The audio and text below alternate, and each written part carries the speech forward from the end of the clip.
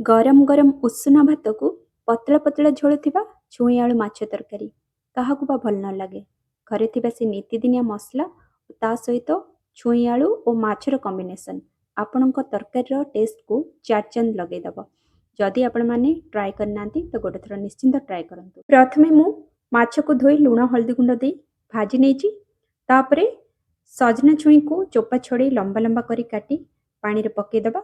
ता सहित दुईटी आलू को मध्य लंबा लंबा करी काटी पानी रे पके देइछि। आपण माने चाहिले आलू को स्किप कर परिबे। मसला रे मु नेइछि पियाज रसुण अदा टमाटर दुईटी सुखिला लंका जीरा और सोरिष। आपण चाहिले एथिरे पोस्त भी ऐड कर परिबे। एहाको भलो भाबरे बाटी नबा। तापरे गोटे कढ़ई रे सोरिष तेल देई गोटे चमच पंचफुटन दे काटी रखिथिबा आलू को पकई दबा। आलू को एपट सेपट करी भाजी टिके लाल लाल हे गले सेथिरे बाटी रखिथिबा मसला को दे दबा।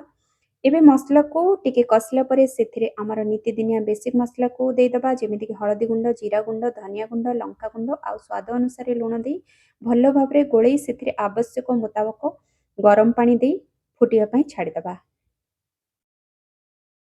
तरकारी फुटिला परे आमे काटी रखिथिबा सजना छुई को दे दबा और कवर करके 10 रु 12 मिनिट आलू और छुई सिझिबा पर्यंत छाडी दबा।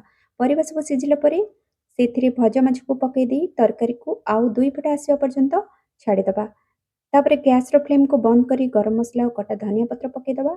एबे हमर जेजेमा हाथ रंधा छुई आलू माछ तरकारी रेडी। जदि आज रो भिडियोटी भल लगी थाए तो मते लाइक करिवे, मो चैनल को सब्सक्राइब करिवे और मो वीडियो को निश्चिंत आपनक संग मानको शेयर करिवे। रहूछि।